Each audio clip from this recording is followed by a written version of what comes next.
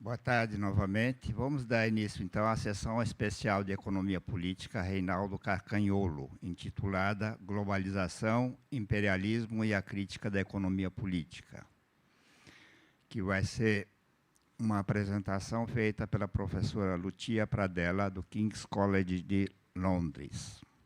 Mas antes de passar a palavra para a Lucia, eu queria, como tem sempre muita gente nova, lembrar que essa sessão é uma sessão em homenagem ao Reinaldo Carcanholo, um dos fundadores da Sociedade Brasileira de Economia Política.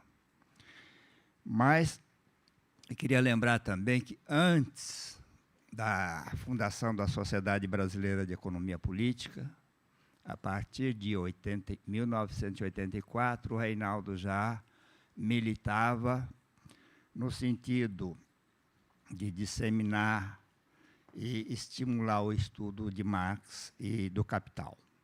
E esse trabalho foi feito com a fundação da Associação Nacional dos Cursos de Graduação em Economia no Brasil,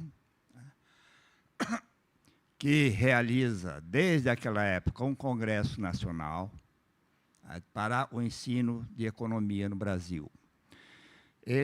Esse trabalho teve origem na reforma curricular da Resolução 1184, que permitiu que nós introduzíssemos uma proposta de currículo pleno com o ensino de Marx. E dentro dessa proposta, nós pensamos e contribuímos no sentido de renovar todo o ensino e o pensamento para a formação do economista. E que mais importante do que formar um economista era formar um cidadão com capacidade de raciocínio e de compreensão dessa realidade. E o trabalho do Reinaldo foi extremamente importante nessa associação que ele presidiu durante 4 anos, antes da fundação da Sociedade Brasileira de Economia Política. Depois disso, ele continuou, junto com todo o grupo que fundou a ANGE, fundou a CEP, e também a Sociedade Latino-Americana de Economia Política e Pensamento Crítico. Então, essa homenagem ao Reinaldo é pela obra que ele fez, que ele desenvolveu, que ele realizou na formação de economistas com pensamento crítico.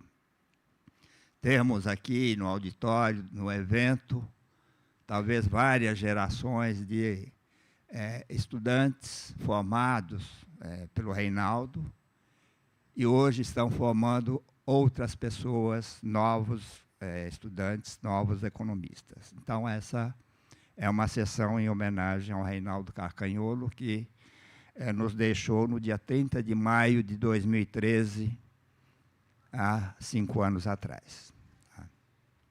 Bom, então, a Lucia Pradella, ela estudou filosofia, ciências sociais e estudos de imigração na Universidade de Veneza e na Universidade Humboldt, em Berlim. Ela colaborou com o projeto da edição crítico-histórica da obra completa de Marx e Engels na Academia de Ciências e Humanidades de Berlim, Brandemburgo. Em seu doutorado, cumprido conjuntamente na Universidade de Nápoles, Frederico II e Paris X, Nanterre, lidou com os temas da globalização e da história da economia política. Desde 2015, é professora de Economia Política Internacional do King's College de Londres. A professora Pradella é autora do livro Globalization and the Critique of Political Economy, New Insights from Marx Writings, lançado em 2015 pela editora Routledge e de um sem número de artigos. Então, com vocês, a professora Lucia. Very much, and thanks for inviting me. I'm very happy to be here and give this lecture on Marx, globalization, imperialism, and the critique of political economy. And I think we can all agree that the global economic and financial crisis has led to a renewed interest in Marxist critique of political economy, not just among critical thinkers, but also among mainstream commentators. And after the election of Donald Trump in the United States, Francis Fukuyama changed his mind about the end of history and argued that social class is probably the most important category for understanding widespread social discontent towards the effects of neoliberal globalization and the crisis of the neoliberal world order. And the bicentenary of Marx's birth in just a few months ago, I think has shown once again that there is widespread recognition of the contribution of a Marxist critique of political economy for understanding the present conjuncture. And I think when even the Financial Times and The Economist publish articles about why Marx was right, we probably need to start getting worried, yeah? So there's something that is not really right. And I think that the problem here is that this recognition of Marxist contribution is also kind of goes together with the rejection of his political project. And so there is on the one side an acceptance of the scientific Marx, but on the other side there is a rejection of the political Marx. So Marx is alive, but Marxism is dead. And I think that even in left-wing and Marxist debates, Marxist conception of the class struggle is subject to intense criticism. But we could ask ourselves if it is really possible to separate a theoretical Marx and a political Marx, or his theoretical and political projects are rather closely intertwined. And so what I want to do today also, since this Congress is actually about the class struggle, is to discuss the relevance of Marxist critique of capitalist globalization and imperialism for our understanding of the class struggle today. And the main questions that I'm going to discuss today are whether Marx did develop a critique of capitalism as a global system, and whether this critique provides us with tools for opposing imperialism, racism, and gender oppression today. And if we look at the first question about the global scope or not of Marxist critique of political economy, we could say that the prevalent position among Marxists today is that Marx really didn't develop a critique of capitalism as a global system because he never ascended to the level of the world market. And so his planned books on the state, the world market, and crisis were never completed, and so his critique remained at the level of a national economy. And on the basis of this kind of interpretation, post-colonial studies, but even post-colonial scholars, but also the late Giovanni Arrighi or Andre Gunther Frank have criticized Marx for being Eurocentric and even a complicit supporter of Western imperialism, not really dissimilar from Spengler or Max Weber. So that's what Andre Gunther Frank argues in Reorient. And if we read some passages from the manifesto, we could think that these kind of criticisms are actually true, at least partially true. How else can we judge, in fact, Marx and Engels praising the role of the bourgeoisie, drawing even the most barbarian nations into civilization? Or Engels' view in the Rheinische Zeitung, Engels' view of Slavic people as peoples without history.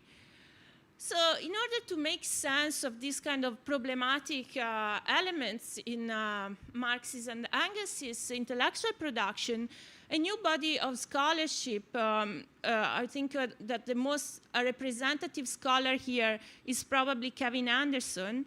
So this body of scholarship distinguishes a Eurocentric early Marx, the Marx of the Manifesto or the German ideology, and then a non-Eurocentric late Marx.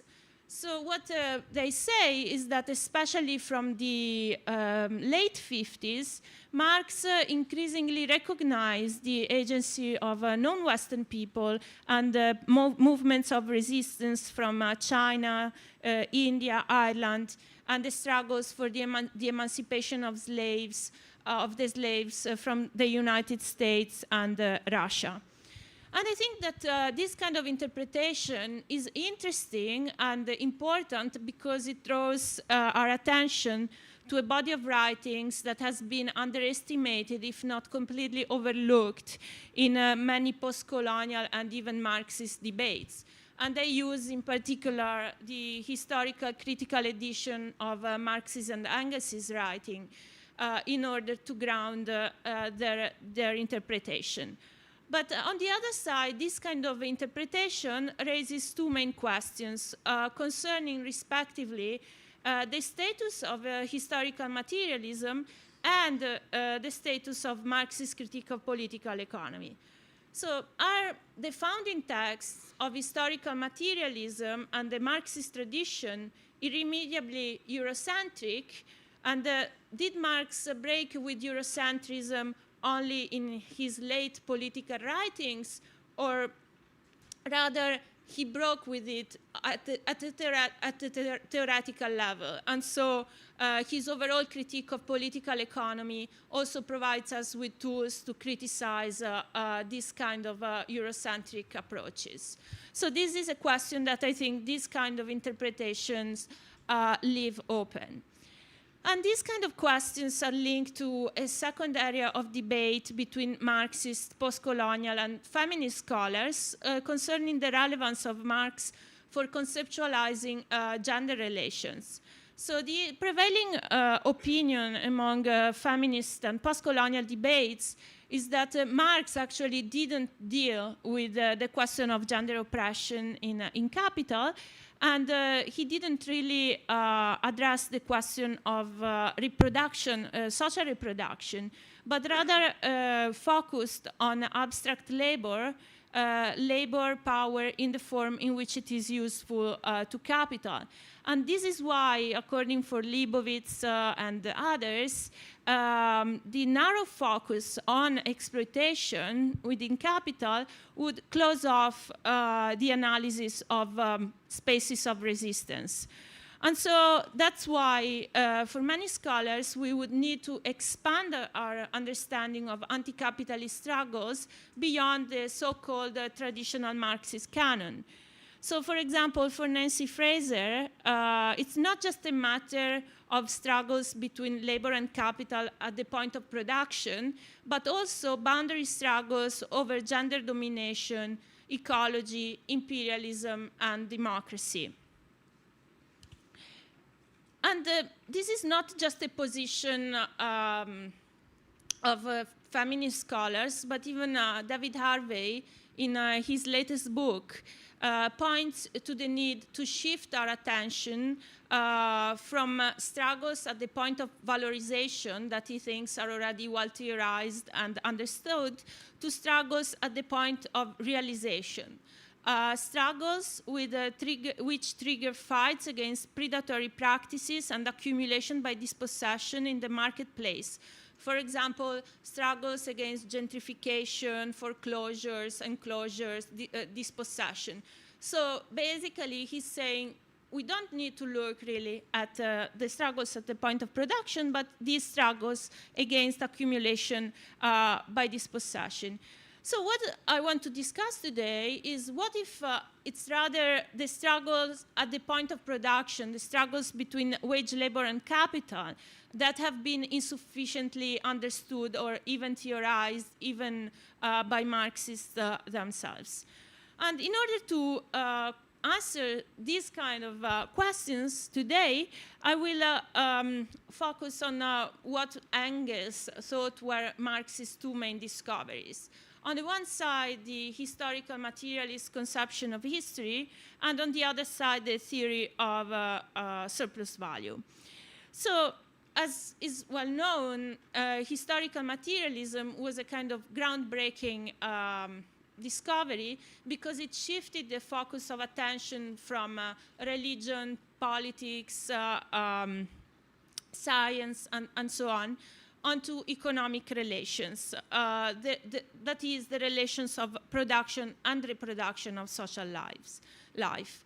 What I want to argue today, in my discussion of the relevance of this approach today, is that even if the results of the concrete application of this new method, were quite limited in the early 40s, so in the German ideology, Marx and Engels from the very beginning thought of historical materialism as a new approach toward history, not just rather as an approach that allowed to understand European developments. And in my view, this new approach laid the conditions for overcoming, actually, the Eurocentrism of Hegel's philosophy of history, and inaugurated a project that actually Marx and Engels continued to develop throughout their entire lives. And so what I'm going to do is just like to show how this is a kind of a long-term project that they continuously updated. And after discussing this point, I will focus more specifically on the theory of surplus value. What I would argue is that by explaining how exploitation works within capitalism, this theory for Marx was really the pivot around which our understanding of the entire system kind of is like it allows us to understand the functioning of the system as a whole. And in particular, I will start by discussing the meaning of the antagonism between wage labor and capital, arguing that this antagonism shapes the overall relationship between humankind and nature, and so it's rather a kind of global antagonism.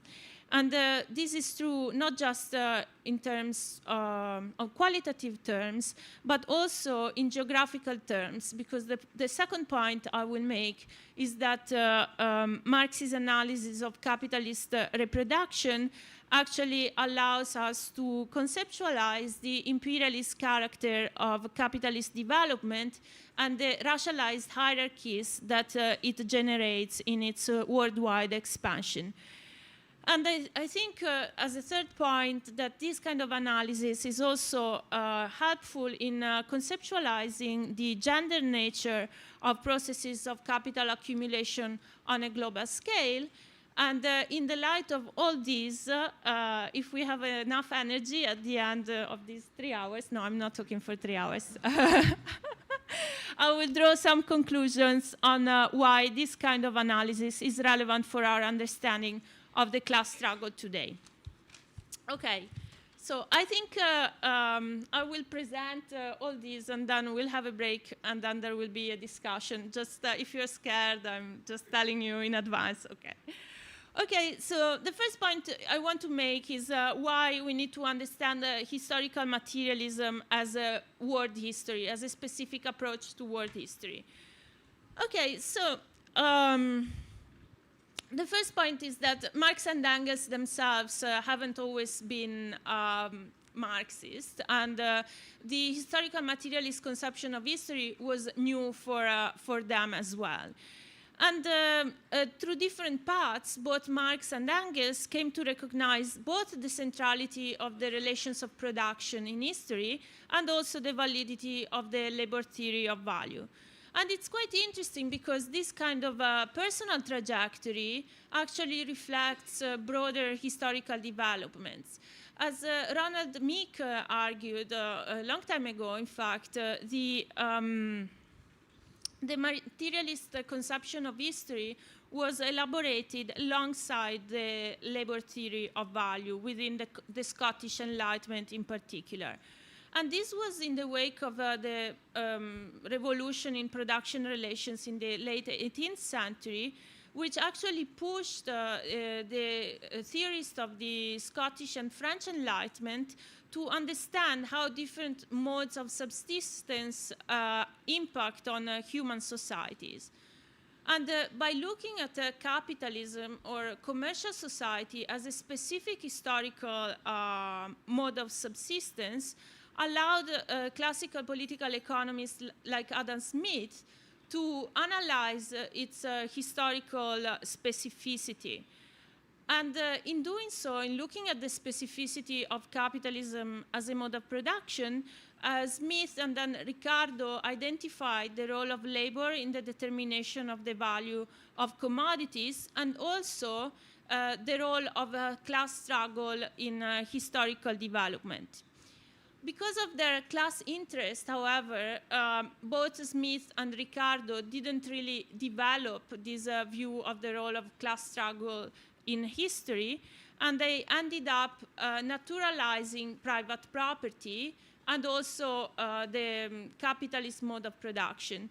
And this is why, despite some kind of insightful elements within their systems, they both ended up portraying Europe and European capitalism as the kind of endpoint of history, as the kind of telos towards which all societies are leading to.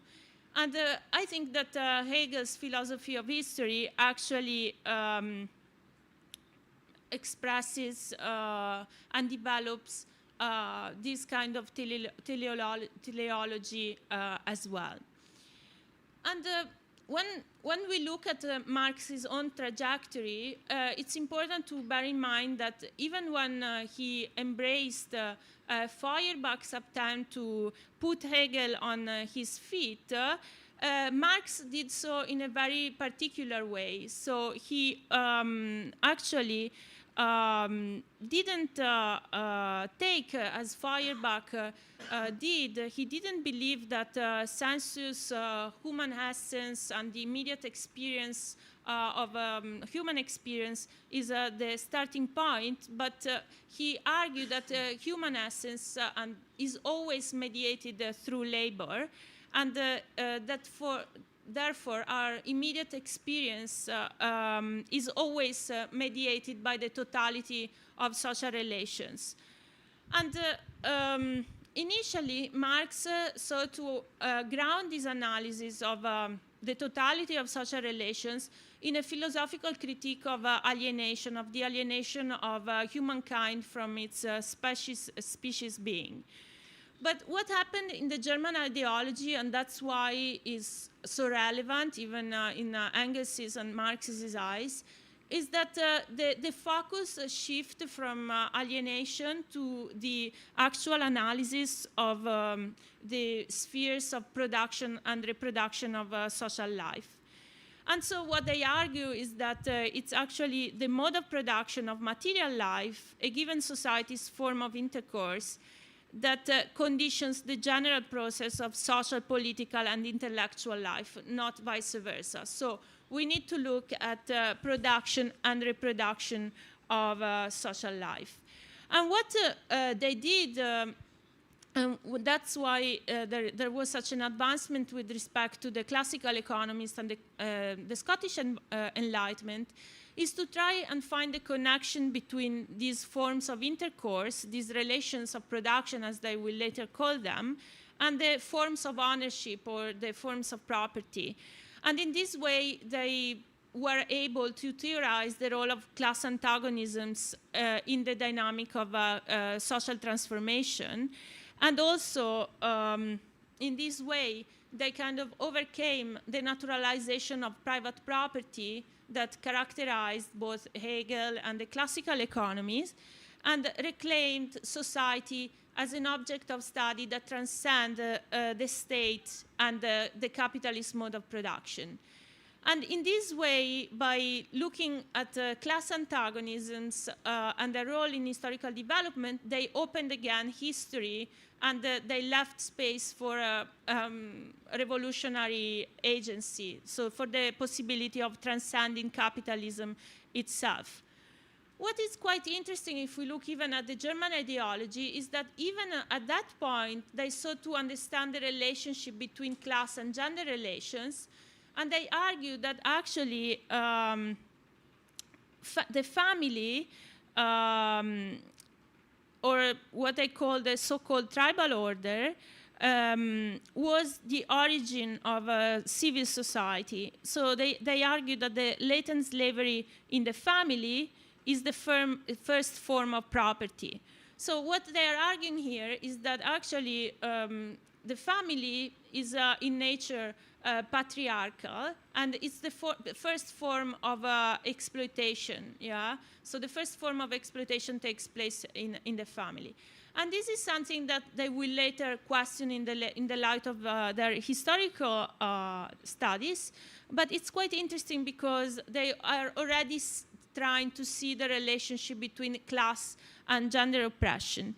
And what they argue here is that historical development, is a sequence of stages in division of labor that determine different forms of ownership, like tribal property, communal and state property by the Greek and Romans, and the feudal and the state property and the capitalist property. And this focus on Europe, according to many scholars, actually this focus on Europe shows that they were quite Eurocentric at the time.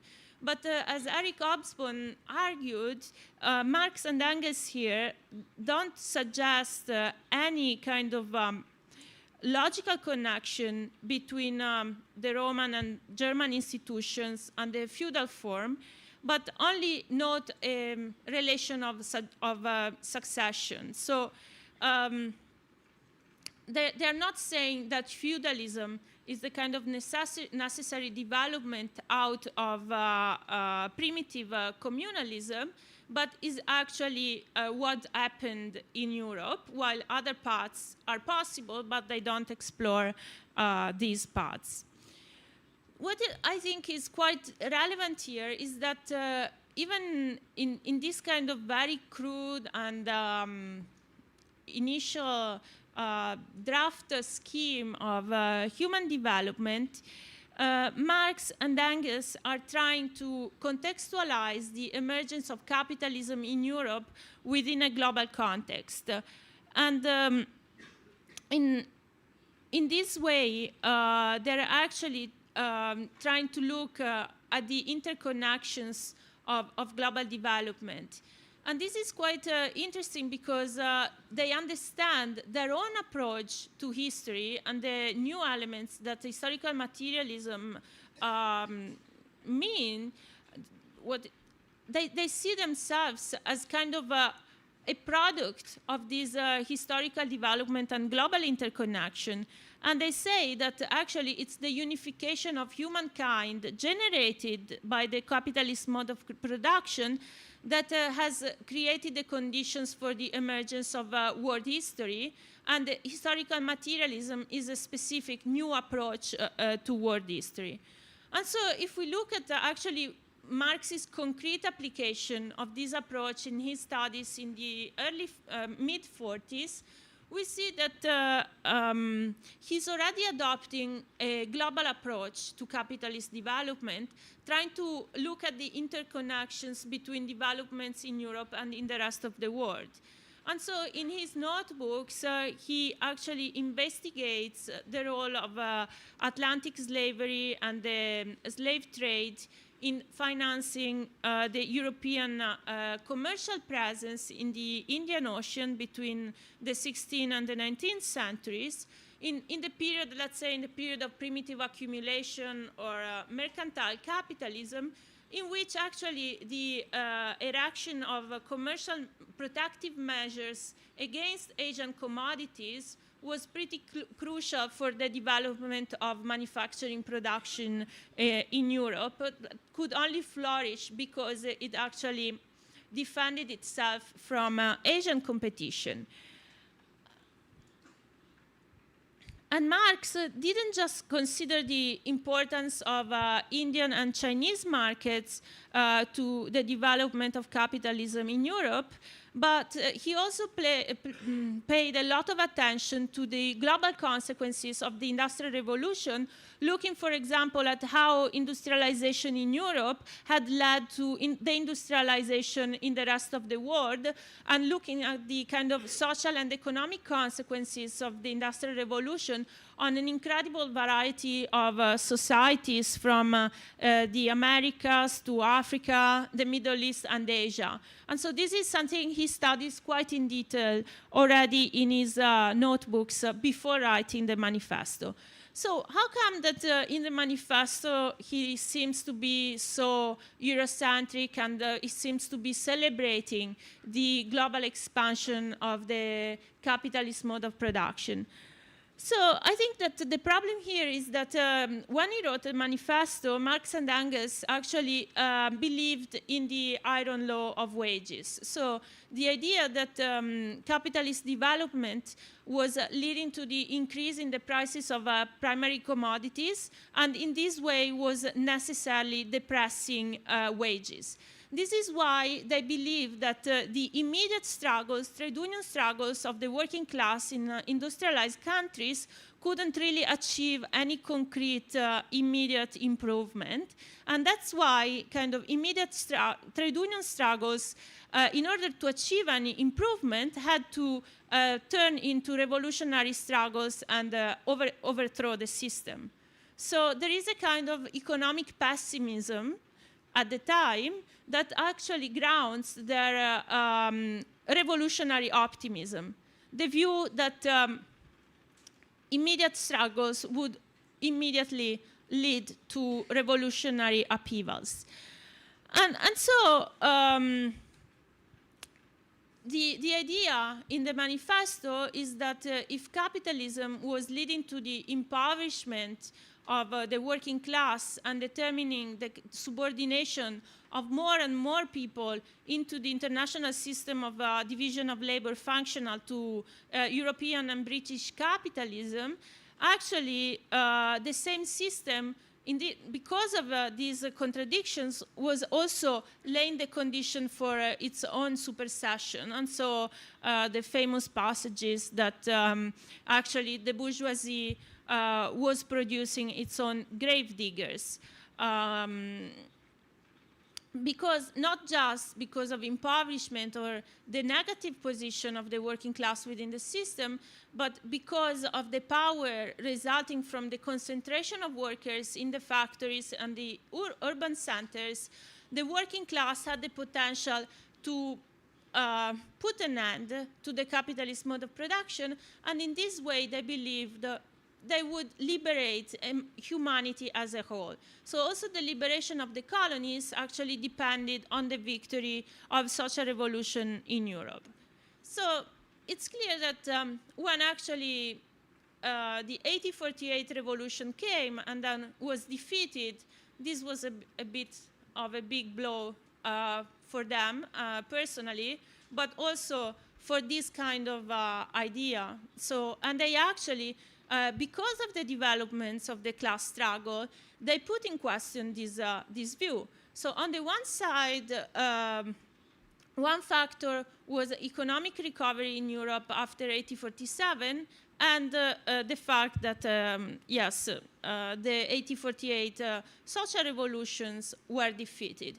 On the other side, from the early 50s, Marx and Engels start actually recognizing especially from the Taiping rebellion in China, that colonized peoples weren't passive victims that just needed the Western proletariat to stand up and liberate them.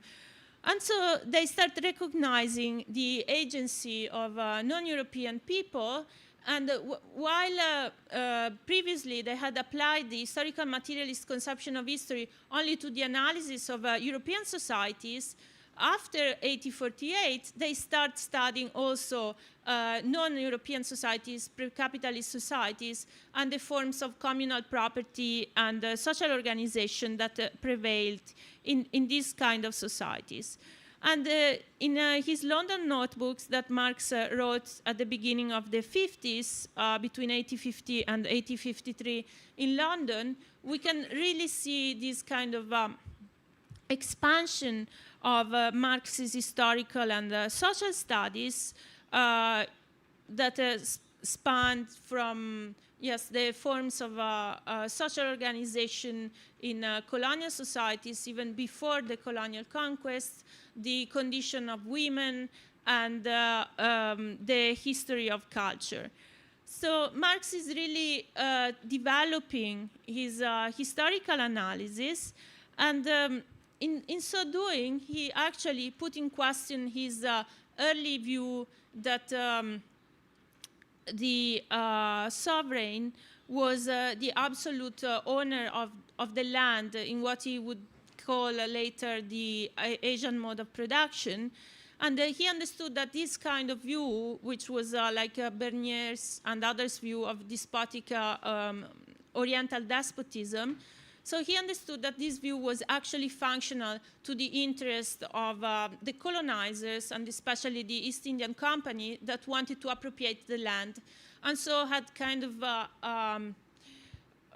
obfuscated and silenced the existence of kind of stronger rights to the land in these societies. And so what he came to realize through this study, that in Asian societies, which is a term that also includes pre-Columbian and Slavic society, Moorish Spain, and so on. So it's a kind of a broad category. So in this kind of society, these kind of societies were based on a form of common ownership of the land that was more resistant to the evolution of private property than, for example, Greek, Roman, and German societies. And so the kind of strength of this mode of production, especially in societies like, for example, in China, that hadn't been conquered by the colonizers, like India, was a real kind of threat to the expansion of colonialism.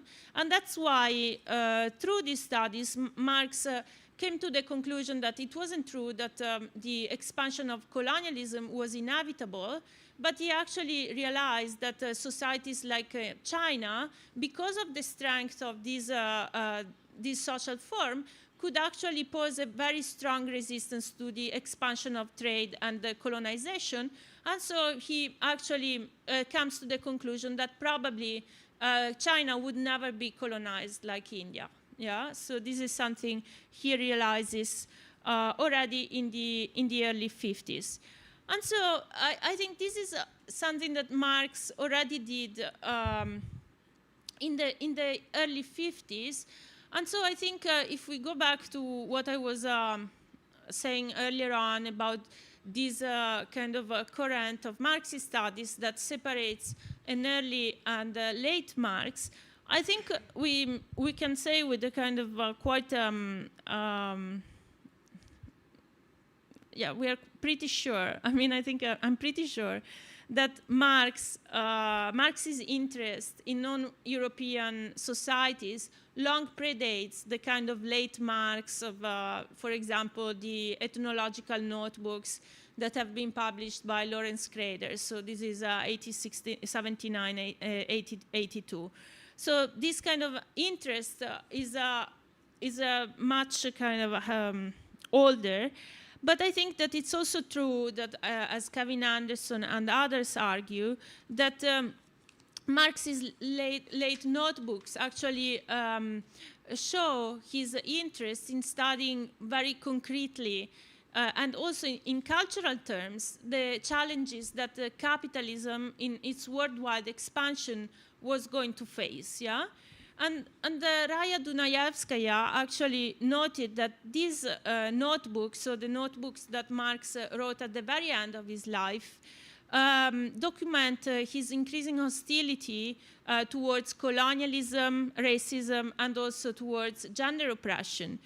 And it's interesting because Marx, in his notebooks, pays a lot of attention to communal forms of social organization from Russia, Ireland, Asia, America, Latin America, and also North Africa. And in order to do that, he pays a lot of attention to the emerging disciplines of archaeology, ethnology, and anthropology, and is also increasingly vigilant against the influence of imperial interests in the development of these disciplines. For example, he criticizes the use of the category of feudalism, which were deduced from European development in the analysis of Indian society. And also, he questions his early view that the patriarchal form, the family was originally patriarchal, and using Lewis Henry Morgan, Johann Bachofen, and others, he actually argues that the family was originally matrilinear, and women had quite a kind of prominent role in it. What is actually ridiculing people who argue that the family is originally patriarchal and says that imperialists tend to see everywhere forms of despotism in order to justify their own despotism. And is quite explicit in this, and is also explicit in rejecting the use of racial categories in order to understand historical progress. For example, he's questioning Harry Summer Main's view that the Indo-Europeans are a single race, and he actually rejects racial categories at all, and the idea of a Aryan race itself. So we see Marx that he's more and more interested in kind of criticizing imperialism and imperialist representations of historical development. And I think that, this kind of, this was my first point. What I wanted to show is that there is an evolution within Marx, yeah? And so a kind of expansion of his application of the historical materialist investigation. But this expansion doesn't really mean a break, but rather an application, a concrete application of a new method in response to the new challenges of the class struggle, yeah? And the second point that I promised I would make today is about the antagonism between wage labor and capital. And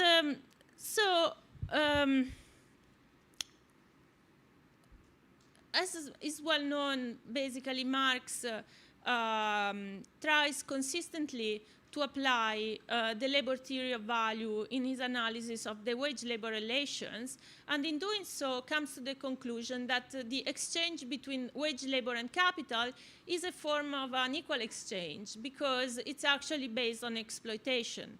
So workers are paid the value of their labor power, and in exchange actually put their labor at the disposal of capital, creating a value that necessarily exceeds the value they get back in the form of the wage.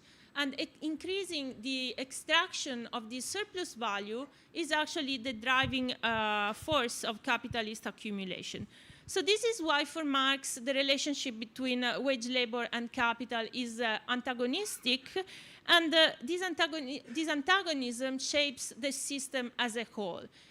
And it's quite important when we look at this antagonism to bear in mind that for Marx it actually determines a complete overthrowing of the relationship between humankind and nature. Because for Marx, labor in general is not aimed at producing value, but it's actually an organic exchange between humankind and nature, through which humankind, as a part of nature, changes its external nature, and in changing the external nature actually changes its own. And the point is that for Marx, wealth, concrete wealth, derives from nature and labor, not just from labor as Smith and others argue. And by selling their labor power, actually workers put the entire relationship between humankind and labor, so their productive power, this relationship, at disposal of capital. And this is why selling their labor power, they actually overthrow this overall relationship between humankind and nature. So this is a kind of qualitative process that concerns society as such. And this is why, if we look at the kind of also qualitative dimension of the antagonism between wage labor and capital, we can understand why for Marx, by selling their labor power, workers necessarily impoverish themselves, not just in quantitative terms, so it's not just a question of distribution of the value produced, but it's a question of the overall direction of social production within a capitalist society. And what Marx does in Capital is to actually trace the development of the productive forces within capitalism, and showing that since this development is completely subordinated under the goal of producing more and more surplus value, actually it really develops at the expenses of the individual worker and the environment as well. And so when we were discussing originally, okay, Marx is focusing on abstract labor. Yes, he's focusing on abstract labor, but he's actually focusing on the reduction of concrete to abstract labor that takes place in the production process. And Marx shows that in order for this reduction to take place, there are some important processes taking place. The first qualitative transformation that production goes under in capitalism is cooperation. So capitalism actually changes production because it puts workers, previously isolated workers, together, and they make them work together in accordance with the plan.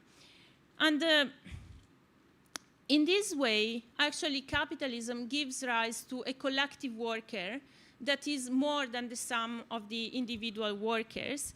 And it's these collective workers that it's actually exploited in production.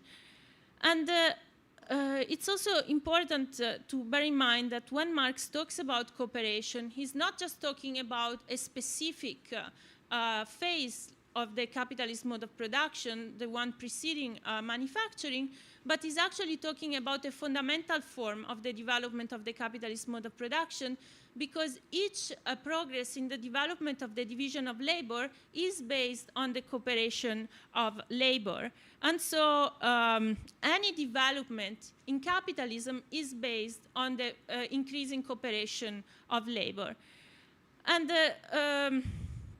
And this cooperation of labor, as Marx said already in the manifesto, has some potentially positive consequences, because puts workers together, and so it increases their possibility to resist exploitation. But exactly because of that, capital also exercises a function of control and repression of the collective worker in order to make their resistance and their collective resistance more and more difficult. And Marx in Capital actually shows that every development in the division of labor, it's actually a process of separation and repression of the individual worker that leads to, that actually turns the collective workers into a fragment of themselves, separates manual and intellectual tasks, and enslaves science under capital. So it's clear here that Marx is analyzing the contradiction the contradictions that the process of reduction of concrete labor to abstract labor entails. Yes, it's not analyzing just abstract labor as such, but rather the antagonistic process of reduction of concrete to abstract labor. And that's why, in his view, whatever happens, whether the wage is high or low, in proportion that capital accumulates, the condition of the workers must grow worse because of this kind of alienating, really, character of the production process. And he also says that any progress in capitalist production and in capitalist agriculture is achieved at the expenses not just of the worker, but also of the environment. So I think this kind of very brief discussion of the development of the means of production within capitalism shows that for Marx, the antagonism between wage labor and capital is not just an economic antagonism, but it's rather an antagonism between capital and nature, and it's really global in essence, yeah? So it's a kind of qualitative dimension that we need not to forget. But it's also global because, and that's my second point here, because actually in his analysis of capital reproduction, Marx looks at the worldwide expansion of the capitalist mode of production. So this part, I think, has been underestimated in debates about Marxist capital. Sorry, I need to. But it's actually very important if we want to understand if and whether Marx is actually analyzing capitalism as a national or rather as an imperialist system. So, as you know, in Capital Volume 1, Marx starts from the assumption that capital and labor exist as separate forces, yeah? But then in part 7 on the reproduction of the system, he actually shows that the repetition of the relationship of the exchange between wage labor and capital dissolves the appearance that they are separate social forces and shows that capital exchanges with wage labor the value that wage labor has already created.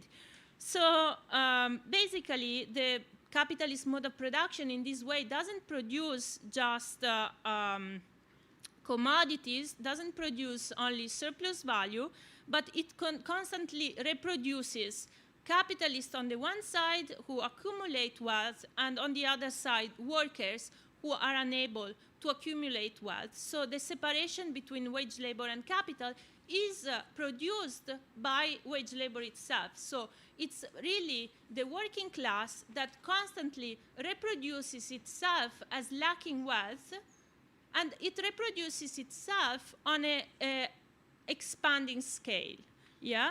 And so if we bear this in mind, if we bear in mind that capitalism is not really aimed at meeting the needs of the national population, as the classical economists ended up arguing, but rather at increasing this surplus value. So if capitalist production is production for the sake of production and not for the sake of consumption, then we can understand that this kind of process doesn't know any boundary, not even national boundaries. And this is why when Marx analyzes capital reproduction, he actually says in a footnote that in order to analyze this process without any disturbing element, he's actually presupposing that the world of commerce is one single nation, and the capitalist mode of production is expanded at the global level. So it's expanded everywhere.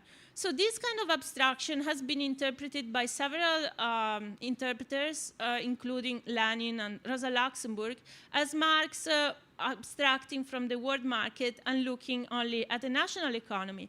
What I think Marx is doing here, it's rather to pose a coincidence between the national and the global level. And so what he's saying is like, now I'm going to look at a completely globalized capitalist system where the capitalist mode of production is expanded at the world level. And what he argues there is that even if we presuppose that there is no accumulation, and so there is just simple reproduction, the incorporation of new lands, the control over a larger population, and the application of science to production actually allows for an expansion of the field of accumulation of capital that is independent of its actual dimension. So we have an expansion without necessarily accumulation. But if we look then at the actual process of accumulation of capital, there are two processes for Marx that are quite relevant. The first one is the process of concentration of capital. So through the displacement of less competitive producers, the means of production are concentrated in fewer and fewer hands. This is an example, for example, agribusiness corporation through market competition displaces less productive businesses and independent peasants, and so the means of production are concentrated and become even more productive and competitive. So this is a process of concentration of the means of production. On the other side, we have the centralization of capital, that is a process of concentration of property, like, for example, through mergers and acquisition, which, like, for example, Fiat and Chrysler merge, and these leads to a kind of bigger property without necessarily going through a process of concentration of the means of production, even if you can say, okay, after they merge, then they also lead to a reorganization of the production process. But what he's trying to do here is just to show there are two different ways through which this process of growth of capital is taking place. And he also argues that through the credit system, we actually witness this accumulation of capital as money that leads to what was later defined as finance capital. So I think that grasping the kind of global scope of these two processes of concentration and centralization helps us explain different parts of imperialist expansion, historical imperialist expansion. For example, British or Dutch capitalism didn't expand overseas after a process of concentration of the means of production and the kind of centralization as, for example, US and German capital.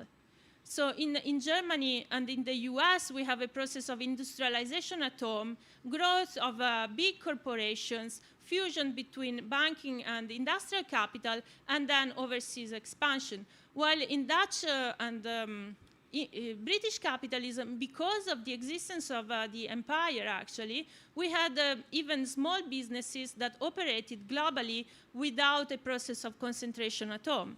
But this mode of internationalization that was actually much more widespread and historically has played a much bigger function was actually less important in the debate on imperialism, in which the form of internationalization of US and German capital actually became a bit the norm, yes, in, for example, Hilferding, Lenin, and others. And I think so that's one element that actually shows the relevance of Marx's analysis. And then I think the other element is that, differently from the kind of debates on imperialism in the Second International, Marx highlights the link between the tendency of the rate of profit to fall and economic and political expansionism. So what he argues in volume 3 is that investments in the colonies, where the value of the labor power and the composition of capital were lower, so this kind of investment was a major factor that helped counteract the decline of the rate of profit. And he also argues that finding cheap raw materials becomes more and more important as the role of constant capital over variable capital increases. So actually, finding cheap raw materials becomes more and more important within the accumulation process. And so this is why I think capital itself helps us understand why capitalism gives rise to an international system of division of labor that doesn't lead to an equalization of conditions throughout the world, but rather to a polarization between different areas of the world and the concentration of high value-added activities in the centers of the world economy. And the other process that Marx analyzes, especially in his manuscripts, is the relationship between forms of exploitation and the international transfer of value. So what Marx argues in the chapter on the wages in volume 1 is that at the international level, competition doesn't compel a nation's more productive capital to reduce market prices to the level of production prices. And this is why actually increasing productivity becomes a source of surplus profit for capital in the more developed countries, while it forces capitalists in less developed countries to increase the exploitation of the labor force. And since there aren't really the means to do so through technological innovation, the main means to increase labor exploitation are forms of super exploitation, like, for example, lengthening the working day, depressing wages, including reducing the value of reducing the wages to below the value of the labor power. And so in Marx's manuscript, I mean, okay, I didn't say that at the beginning, but it's quite interesting that in Capital, Marx says, okay, I assume that the wage corresponds to the value of the labor power just for the sake of analysis, because I'm very well aware that this is very often not the case. And what Marx does in his manuscripts and his notebooks is actually looking at how, for example, wages in India or in other countries were well below the value of the labor power. And he also notes this happening in British domestic industry. So this is something Marx was quite well aware of. So I think that all this shows that for Marx,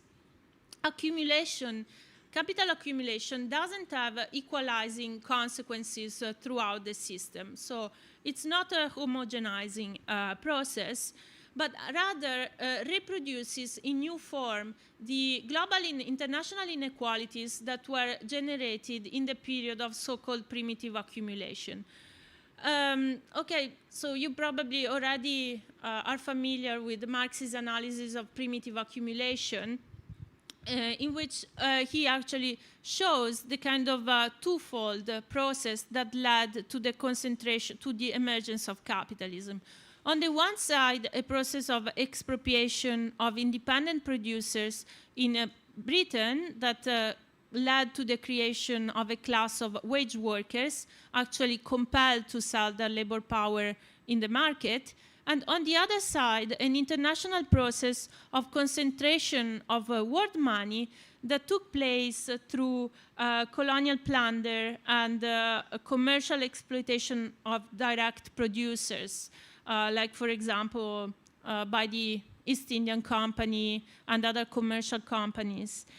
And it's important to bear in mind that, as Paul Beroch and others proved, before historical colonialism, inequalities between the various regions of the world were largely irrelevant. So it's this process of creation of the world market and colonization that gives rise to international inequalities. And then for Marx, actually, the actual process, the process itself of capital accumulation of capital at the global scale, the mechanisms of economic coercion are even worse than the violence, the direct violence of the colonizers.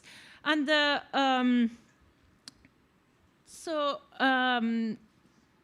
that's why, actually, it's not like this chapter on primitive accumulation is describing a kind of a prehistory of capitalism, and then, you know, the methods that I described there become irrelevant. So in my view, he's describing the permanent methods that capital uses to ensure its own reproduction at the global scale. But I also disagree with some analysis of the permanent methods of primitive accumulation, because I believe that in the industrial period, it's, these methods become secondary, because it's the violence of accumulation itself that becomes the kind of driving force, yeah? And this is because, I mean, this increased violence of the process of capital accumulation depend on the tendencies of the system for Marx. So, and in particular, it depends on the fact that there is a kind of inherent trend towards a creation of a surplus population. So for Marx, the working population produces both the accumulation of capital and the means by which it makes itself relatively superfluous. And it does so to an extent that is always increasing. So I think that in Capital we can understand the creation and the increase of the surplus population both through technological development, and so, for example, the fact that the development of agriculture and manufacturing force more and more people into the reserve army of labor, yeah? But on the other side, also through the permanent methods of primitive accumulation, and so colonization and direct violence. And so in Capital, for example, Marx describes the development of the reserve army of labor, not just in England, but also in the colonies, where he thinks the profound barbarism of bourgeois civilization goes naked. And so, for example, in his writings on Ireland, but this is something that he includes also in the French edition of Capital, he shows, like, at the beginning, as a form of settler colonialism, Cromwell, Elizabeth, and others were trying to replace the Irish through British settlers. Yeah? What is showing in Capital is that the agricultural revolution that followed the Irish famine was actually even worse, even more oppressive than these processes, because by revolutionizing capitalist agriculture, it was pushing more and more people out of the countryside, forcing them to emigrate, both to Britain, where they formed the reserve army of labor for industrial capitalism, but also to Australia and the United States, where they joined British peasants and farmers that were kind of unable to survive the competition of industrial production. The same thing happens, for example, in his writings on India, when he says that in the period of primitive accumulation, British colonization and the East Indian Company had only hit the surface of Indian society. But when, after the Industrial Revolution and the opening of the markets, Indian markets, the British inundated India with their cheap commodities, they actually completely destroyed the very foundations of Indian society. And that's why Marx says that the bones of the cotton weavers were bleached in the plains of India. So this was a process of huge social devastation just because of free trade, yeah, not necessarily open direct violence. And these processes of expansion of the markets, for example, in China after the Opium Wars, were impoverishing the population and creating the conditions for mass migration from Asia to the West Indian colonies, where after the abolition of slavery, there were labor shortages, and so the plantations actually needed more and more labor power. And so Marx, when he's talking about the labor market and the global labor market, actually thinks of the global labor market as a traffic in human flesh, yeah, that in his view is even worse than the slave trade in the period of formation of the world market. And these kind of mechanisms, that is a kind of global trend, is actually important when we talk about the law of impoverishment of the working class, which is for Marx the absolute general law of capital accumulation, because it's the existence of this global reserve army of labor that is essential for putting pressure on the employed workers and limiting their resistance in the workplace, thus creating the conditions for lengthening the working day, reducing wages, thus further increasing the reserve army of labor, yeah? So that's why for Marx the kind of the existence of this global reserve army of labor is so essential to capital accumulation, and that's why accumulation of wealth is the accumulation of misery, degradation, and slavery, brutalization on the side of the class that produces wealth as capital. So that's why basically for Marx, whatever happens, capitalist development leads to the impoverishment of the working class. Okay, so do you want a break now, or shall we go on for a little bit more? Yeah? What do you think? Yeah, maybe a bit more, yeah? So if you can make it. Bom, vamos fazer um pequeno intervalo, 15 minutos. No. No. So maybe we go on for a little bit more, yeah? Sí. So, and yes, so if you can resist, okay. I was very worried. 3 hours is just inconceivable in the UK. Sorry? Yes, 3 hours, no break, no PowerPoint. No, I'm joking. No, I'll speak for, let's say, another little bit, and maybe, and then we'll have a break, yeah? Okay. So,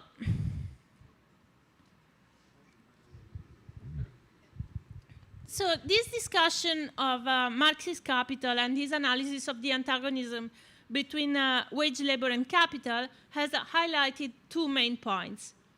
First, that it's a global antagonism that needs to be understood both in qualitative and quantitative terms, so looking at the overall relationship between humankind and nature, and secondly, that it also is a global antagonism in geographical terms, because capital accumulation appears in this kind of analysis as an imperialist process that produces inequalities, national oppression, and also racialized violence. So the third point that I wanted to discuss with you is the question of gender oppression. So does Marx have anything to say about it in Capital? And again, I believe that Marx's analysis of capital reproduction in part 7 is actually quite important to understand this point as well. And it's quite interesting because there are several passages and metaphors in which Marx starts describing capital as an animated monster which begins to work as if it were by love possessed. And he also uses this metaphor of parthenogenesis, like Godfather, money differentiated itself from itself as Godfather, from God the Son, and so on and so forth. And I think that these kind of metaphors actually critically express the approach of the classical political economists that I think they actually, it's true, only look at of labor in the form in which it is useful to capital, and by starting from market relations, actually presuppose the existence of the workers, thus making abstraction from social reproduction and the reproduction of the labor power. And as we discussed earlier on, the materialistic conception of history rather tries to look at the relationship between production and reproduction. But then we could ask whether Marx in Capital actually develops this point, or as Nancy Fraser argues, for example, it leaves reproduction out of the picture. So reproduction would be an abode, even more abode than the sphere of production. Yeah? So in Capital, Marx doesn't really talk about it. And I think that's not the case. Well, first of all, because as we have discussed, when they sell their labor power, workers transfer into capital their entire productive power as species being. And this means that they transfer also their reproductive power. But this doesn't emerge maybe in the single transaction, but Marx says if we look at the repetition of the transaction from the point of view of the worker, the kind of formal freedom of selling their labor power to different capitalists is completely irrelevant, because if we look at the entire life of a worker, they end up selling their entire labor power. And the fact that capital doesn't buy the labor power en bloc, like, for example, within slavery, but in a kind of discontinuous way, rather determines a condition of precarity for the workers, and also absolute dependence on the market. Yeah. So what Marx is saying here is that even if they apparently own their private life, the entire existence of the workers is the property of capital. So the relationship of wage labor actually mediates a relationship of wage slavery. Yeah? And so what he says, that from the standpoint of society, the working class, even when it stands outside the direct labor process, is just as much an appendage of capital as the lifeless instruments of labor are. Even its individual consumption is, with certain limits, a mere aspect of the process of capital's reproduction. So what he's saying here is that the antagonism between capital and wage labor concerns the totality of social relations, including the sphere of reproduction, yeah, of life-making activities and social needs. And so I think this contradicts the view that Marx doesn't talk about reproduction in Capital, and also shows that for Marx, capitalist reproduction is not something that happens in the factory, in the single factory, but it's something that affects society as a whole, including the apparently private sphere of the family. And since actually Marx is looking at reproduction at the global level, it's at this level that also the biological difference between men and women with regard to reproduction and childbearing actually play a role. And it's here, I think, that we can actually look at the specific role that working class women perform with respect to the generational replacement of labor power. And so we can also understand the specific way in which capitalist production affects women specifically. And this is something that emerges within Marx's analysis itself, even though he probably focuses more on production activities rather than on the family, even if I think he's actually providing us with some elements for developing a theory of the relationship of women and the family to capitalist social reproduction. And what Marx shows in Capital are, on the one side, the effects of the Industrial Revolution on women and children that were actually mobilized immediately after the Industrial Revolution. What he says is the labor of women and children was the first result of the capitalist application of machinery. And he actually is describing a process of feminization of the workforce that had very kind of profound consequences in terms of moral and physical health for the workers. And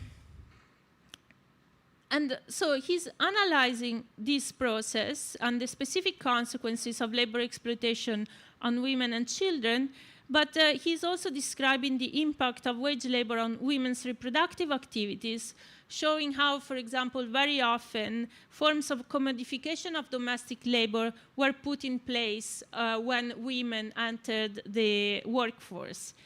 And it's also important to bear in mind that even if Marx presupposes the formal freedom of the workers, he's not arguing that the expansion of the wage-labor relation automatically leads to an expansion of a condition of formal freedom.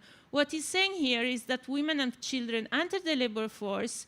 The workers, male workers, actually became some kind of slave dealers, yeah? So he says previously the worker sold his own labor power, which he disposed of as a free agent, formally speaking. Now he sells wife and child. He has become a slave dealer. So Marx is quite aware that kind of different and also antagonistic relationships can exist among workers themselves. And he's arguing that the fact that so there is on the one side capitalism, by mobilizing the entire working family, overthrows and makes obsolete the conditions of production within the patriarchal pre-capitalist domestic unit. But on the other side, capitalism builds itself on this domestic unit, on the patriarchal family, in order to ensure the privatized reproduction of the labor power. And this is why, in his view, so it kind of reproduces the patriarchal family as the sphere that actually determines the social inferiority of women. And I think that this kind of contradiction and the devaluation of women's reproductive activities within capitalism is the specific form in which capital's appropriation of workers' reproductive power takes place. But in Marx's view, although this is a kind of process that is leading to a lot of suffering and also kind of exploitation and so on. At the same time, Marx believes that the mobilization of all members of the family in the production process has a potentially positive potential, because it is a source of liberation from the domestic authority of the paterfamilias, male domination, and also gender conventions. And in this way, it entails actually the potential for the creation of a superior form of the family and the relationship among the sexes and the generations. So I'm coming now to my last point. So I hope that this kind of brief discussion of these points has shown that for Marx, actually, capital accumulation is a global process, deeply gendered and racialized. And what I'm going to discuss now is whether and how this kind of view of the process of capital accumulation is important when we try to discuss Marx's conception of the class struggle. And I think that in order to discuss this point, it's important to bear in mind that for Marx, again, Marx emphasizing not just exploitation and injustice when he discusses, he highlighting the limits to capitalism, but he's also emphasizes the importance of power, of working class power. And it's well known that Capital Volume 1, I mean, the part on primitive accumulation, actually ends with these passages on the expropriation of the expropriators, when Marx says that, yes, there is this growing misery and exploitation of the working class, but there is also a growing revolt of the working class, a class constantly increasing in numbers and trained, united, and organized by the very mechanism of the capitalist process of production. And this is why, at a certain point, the centralization of the means of production and the socialization of labor become incompatible with their capitalist entanglement, and the expropriators are expropriated. Yeah, so this is a very optimistic, almost ending, because it's not really the end. But so Marx here is saying that even if the global process of accumulation can lead to a weakening of workers' bargaining power at the market level, and also in some ways reduce the power of the unions, simultaneously this process can increase the structural power of the working class. And this kind of idea has been kind of the object of a lot of criticism, because it presupposes a linear, apparently a linear interpretation of the dynamic of class power. So the idea is industrialization leads to the concentration of workers in big factories.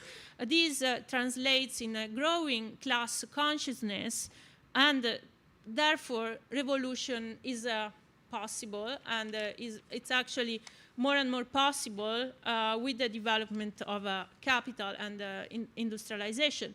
And so people say, okay, but if we look at the last 40 years, neoliberalism, a shift of production towards East Asia, the industrial working class has really been dismantled, undermined. And so this kind of linear and progressive view of working class consciousness and organization is not really valid anymore. But so the point is, okay, but is Marx really saying that this is the case? So is Marx really putting forward this kind of linear interpretation of the dynamics of working class organization? Well, I think let's look more at what Marx is actually saying in Capital. The first point he's making is that the struggle for the reduction of the working day is a crucial demand for the working class, yeah? And because by putting forward this demand, workers unify their separate struggles and put forward this demand that is a demand of the class. And so they become a political movement, yeah, against capital, for kind of asking for a general reduction sanctioned by the law of the working day. And so this kind of demand for Marx is crucial because if you remember the kind of mechanism of impoverishment whereby we have this growing mass of misery that kind of exercises a disciplining role of production, lengthening the working day, and so on. So the demand for a reduction of the working day is actually a demand that can unify both the employed and the unemployed. So it unifies the workers in production, the surplus population, and also can unify native immigrant workers and also different sexes and generations, yeah? So this is a general demand. And also, historically, this demand has been put forward by the labor movements in different national contexts, and so has become part of an international movement. For Marx, so this kind of demand is also crucial because it can unify the struggles around production and around reproduction, with the ultimate goal of abolishing the sexual division of labor, yeah? So what he's saying is that it's true that there are lines of oppression that divide male and female workers, but through collective action, these lines of oppression can be overcome, and in many cases, the reduction of the working day for women and children were then expanded also to the male working class. And so what he's arguing here, even if we kind of look at the demands of the most oppressed sections of the working class, these demands and support for them can strengthen the working class movement as a whole. And the kind of development of the working class movement and the labor movement plays a crucial role in shaping the system. So, for example, the movement for the reduction of the working day in Britain was crucial also because it reinforced the process of concentration of production in the big factories. So the kind of concentration of production wasn't just a technological process, but was also in response to the kind of reduction of the labor of the working day that basically the domestic industry, let's say the sweatshops of the time in the rural area, couldn't compete with these industries, and so production was concentrated in the big industries. So there are two factors at play here. There is, on the one side, the technological factor, competition because of technological superiority of a large-scale industry, but it's also the working class struggle that forced, that basically made sweatshops production obsolete, leading to the concentration in the big factories. And so what I think here is that because of this kind of coexistence of political and economic factors, we can't think of this process of concentration as a kind of linear process, but is a process that is subject also to political factors. And actually, Marx is quite aware of this, at least in his political writings, because at the end of the 60s, he's actually saying, look, as a consequence of the growth of the working class in Britain, what we are seeing is that the capitalists are moving production abroad or are importing immigrant workers in order to oppose this organization. So there is a kind of restructuring of production following working class resistance, yeah? And, but I think that actually capital doesn't need to be kind of revised in order to make sense of these kind of processes, because by presupposing that the field of action of capital is completely globalized, Marx makes it possible to make sense of this continuous process of reorganization that actually interacts with the resistance, with working class resistance, yeah? At the same time, since this process of reorganization is based on labor cooperation, because it's labor cooperation that is the basis for any development of the division of labor, actually the reorganization of production doesn't mean necessarily only a weakening of the working class, but also creates new sources of structural powers for the working class.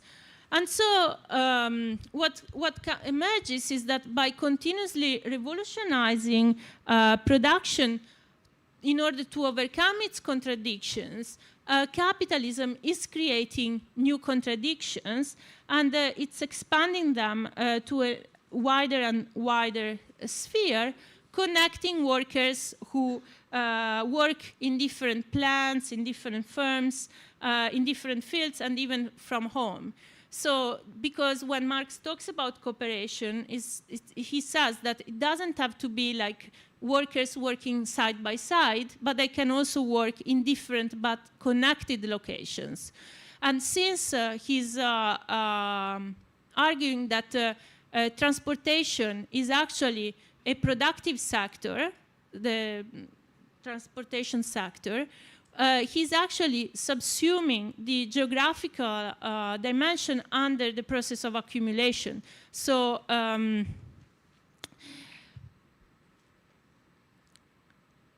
it's possible to see how this process of geographical restructuring is actually subsumed under the laws of accumulation of capital. And that's why I think, one, we need to be aware of this kind of complexity, in my view, of Marx's analysis of cooperation and competition in Capital Volume 1. And that's because of, I think, Marx's awareness of this complexity, even if it probably doesn't appear so clearly in Capital. It's because of this awareness that Marx, towards the end of his life, starts paying more and more attention at the kind of international dimension of the labor movement. And for example, not only in the 50s, as we said, he started supporting anti-colonial struggles in China and India, but also in the 60s, he follows quite closely the developments of the Civil War in the United States. And he believes that basically only by abolishing slavery, the labor movement in the United States could make progress, could advance. And it's the famous passages when he says, labor in white skin cannot emancipate itself when it is branded in a black skin. And however, a new life immediately arose from the death of slavery. So what he's saying here is that after the abolition of slavery, the movement for the reduction of the 48-hour day actually grew also in the United States. So when we go back and think about Marx's analysis of the labor movement and the struggle for the reduction of the working day, we are not really talking about a kind of linear national movement that develops in separate national spaces, but we're talking about an international movement in which the struggle against exploitation and the struggle against oppression are actually deeply intertwined.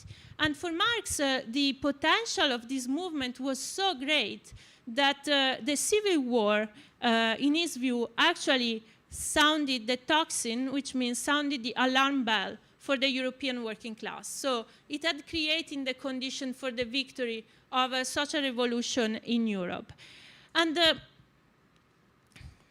okay, this really didn't happen immediately, but it's quite relevant that it was in the wake of the first international, of the Civil War, that the first international emerged in Britain. And it is after his involvement in the international and the publication of Volume 1 that Marx continuously revises his view of international revolution. And at the end of the 60s, he actually says, okay, I changed my mind on the relationship between anti-colonial struggles and proletarian struggles. Because yes, he started from the manifesto when he thought that the liberation of the colonies depended from social revolution in Europe. He then saw a relation of action and reaction between the anti-colonial movements in China and India and the proletarian movements in Europe. But at the end of the 60s, he said, okay, actually, the real starting point for the liberation of the British working class is not in Britain, but it is in Ireland. And why? It's in Ireland because Ireland, on the one side, provides a basis for the power of the ruling classes. Secondly, it's also a source of this reserve army of labor and of immigration towards England. And the fact that the ruling class in England uses immigration to create divisions between workers is actually for Marx one of the worst possible aspects of the entire story, because he says this racism is creating two opposite poles between Irish and English workers, and it's because of this opposition that the British working class, despite its organization, is so weak and will never achieve anything. And that's why the condition for the working class emancipation is actually in Ireland, so the emancipation of Ireland. In the 80s, when they write the preface to the Russian edition of the manifesto, Marx and Engels argue that if a peasant revolution in Russia linked up with the proletarian revolution in Europe, Russia could have skipped the capitalist stage and could go to the socialist stage without basically all the terrible processes associated with industrialization.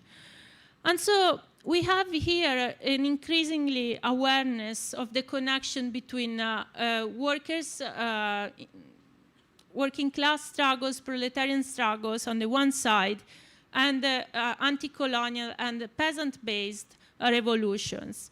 And Marx, at the end of his life, became also increasingly aware of the centrality of women within the working class, and he said major social transformations are impossible without the mobilization of women.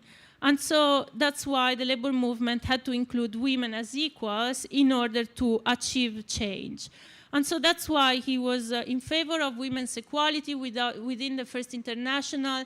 Women also got very important roles of responsibility within the International. He praised the role of working class women in the strikes that took place in France in the 60s, and also praised the mobilization of working class women within the Paris Commune when he says, the women of Paris joyfully give up their lives at the barricades and on the places of execution. And when he helped draft the program of the Workers' Party in France in the 80s, he actually supported demands for the end of women's inferiority in relation to men, and for societal responsibility for the care of the elderly and disabled. So we see here an increasing recognition of the importance of supporting the demands of women within the labor movement. So I hope, just to conclude now, that I hope that by tracing the foundations of Marxist critique of political economy, this lecture helped shed some light on the scope of his conception of the class struggle. So I think that the main point I wanted to make today is that Marx's focus on production relations doesn't mean that he underestimated conflicts located outside the immediate process of production, but rather he attempted to understand how different struggles within the total process of capital reproduction, including therefore social reproduction and the sphere of circulation of capital, so how these different struggles are linked and can cooperate. And I think that by examining the process of capital accumulation as inherently international, gendered, and racialized, Marx helped make sense of the experiences of specifically located workers. So his analysis of exploitation is not really conducted from the point of view of capital, but rather shows the contradictions within the capitalist mode of production, disclosing new spaces of resistance and new possibilities and power that are created by this process.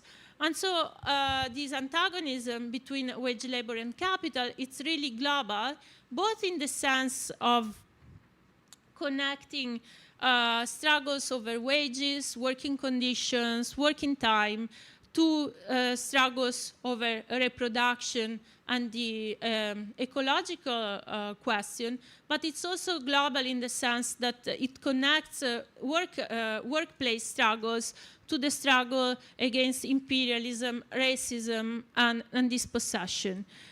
And it doesn't really show, I think, that these struggles are connected, but Marx also increasingly became aware that support for the struggles of the most oppressed sections of the global working class were crucial for the advancement of the working class as a whole. And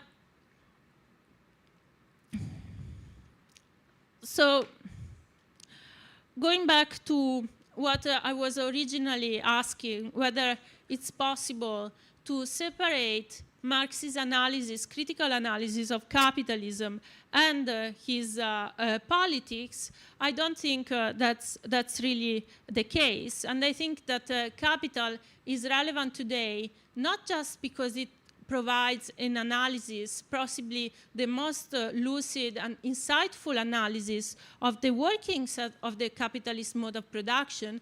But I think it's so relevant because precisely because of this political project of emancipation of the working class, capital is able to disclose that the antagonism between two different social systems, an antagonism that is actually developing with the capitalist system as well. And so Marx is showing the potential for a free society that is growing among the misery of the present society. So it's a kind of deeply political work, and it's precisely for his politics, Marx is able to be such a great analyst of the problems and the misery of the present system. Thank you.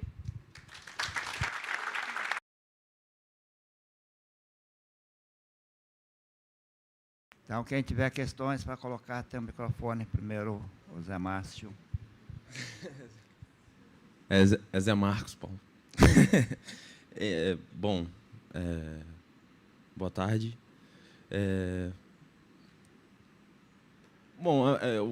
A pergunta é mais ou menos no sentido de...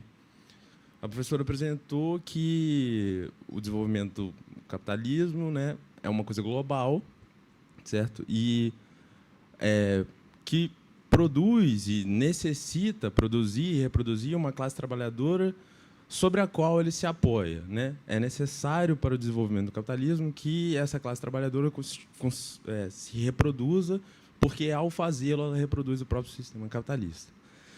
E aí, fazendo isso, então, sendo global e reproduzindo a classe trabalhadora, cria condições para que essa classe trabalhadora consiga cooperar, né? Dá as condições de cooperação. Só que aí eu fiquei me perguntando, eu estava conversando com o pessoal ali sobre... mas também não existe uma criação de determinadas barreiras para que essa cooperação aconteça, porque, até onde eu entendi, esse ponto ficou um pouco em aberto na fala da professora, no sentido de que, tudo bem, a cooperação, os condicionantes para que a cooperação aconteça estão aí, estão dados. Mas não existem barreiras também no sentido de que as pessoas talvez não se reconheçam como trabalhadores, por exemplo, os trabalhadores autônomos, né, que, sei lá, por tocarem o próprio negócio, acham que não são necessariamente trabalhadores, enfim. Então, eu queria que a professora comentasse um pouco sobre as dificuldades também, né, que o próprio desenvolver do capitalismo engendra ao reconhecimento enquanto trabalhador, para que depois, né, tipo assim, para que você consiga cooperar com os trabalhadores, você precisa se reconhecer enquanto trabalhador, em primeiro lugar, né? Então, eu acho que é isso, assim. Queria que a professora comentasse um pouco sobre isso. Mais alguém?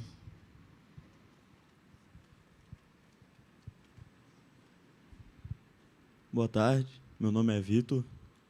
Queria agradecer a presença da professora aqui hoje.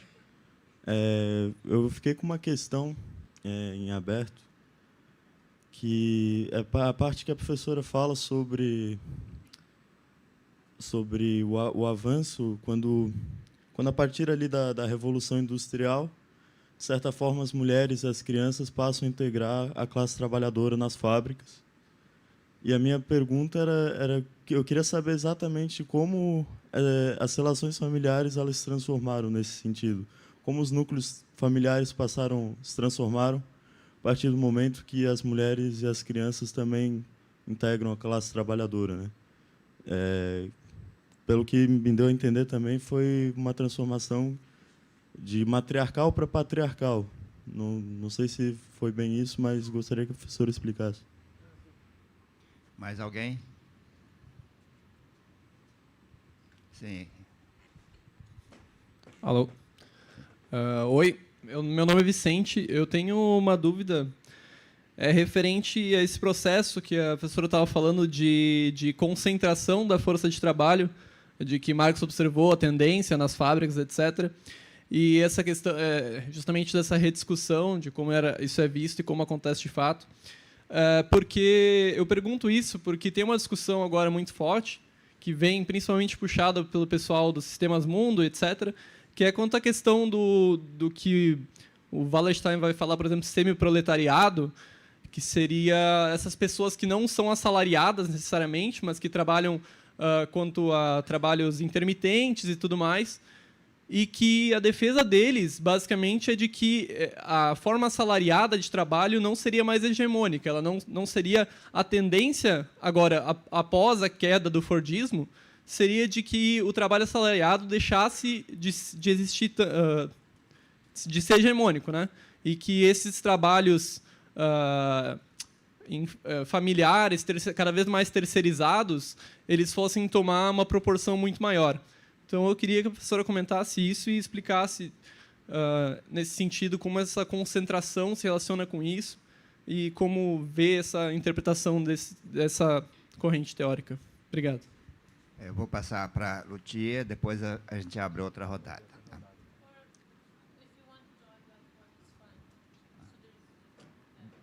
Mais uma, então, mais uma. Olá, boa tarde, professora. Você comentou sobre o trabalho doméstico e eu gostaria se você poderia comentar sobre o trabalho doméstico, o trabalho sexual e o trabalho emocional que é colocado da mulher operária, trabalhadora, a luta também, principalmente foi na década de 70 na Itália, sobre a remuneração do trabalho doméstico. Eu gostaria de ouvir um pouco mais sobre isso.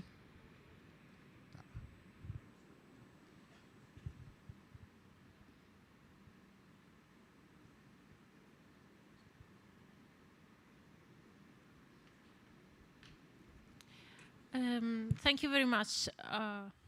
Sorry. Thank you very much for your questions.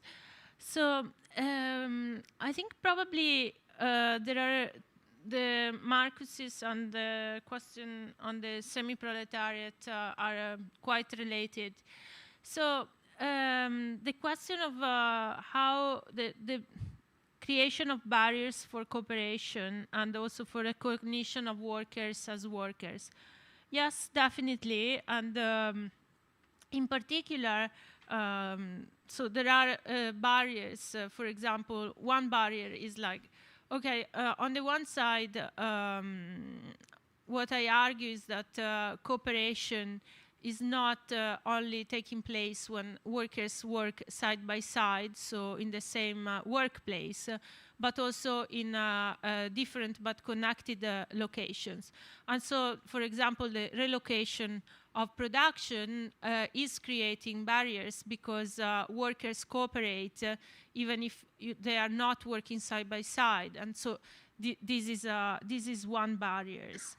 And then I think it's quite interesting what Marx says, and this is related to the level of abstraction in Capital about independent producers.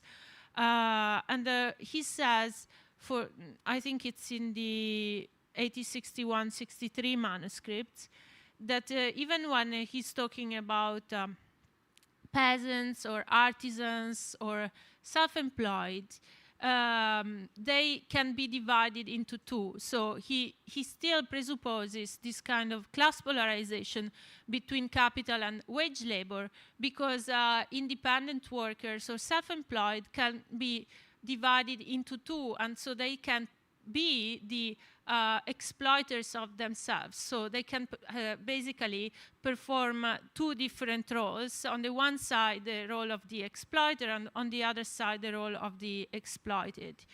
And so how, for example, does Marx address the question of these kind of classes? Yeah, I think that especially in his writing on the 18th Brunner and the class war in France, what he says is that peasant and small producers can be kind of drawn into the revolutionary movement, or on the other side, they can be drawn into reactionary politics. And so it's a matter also of the kind of power and mobilization of the most organized sections of the working class, and their ability, also political ability, to connect and to link up also with other sectors.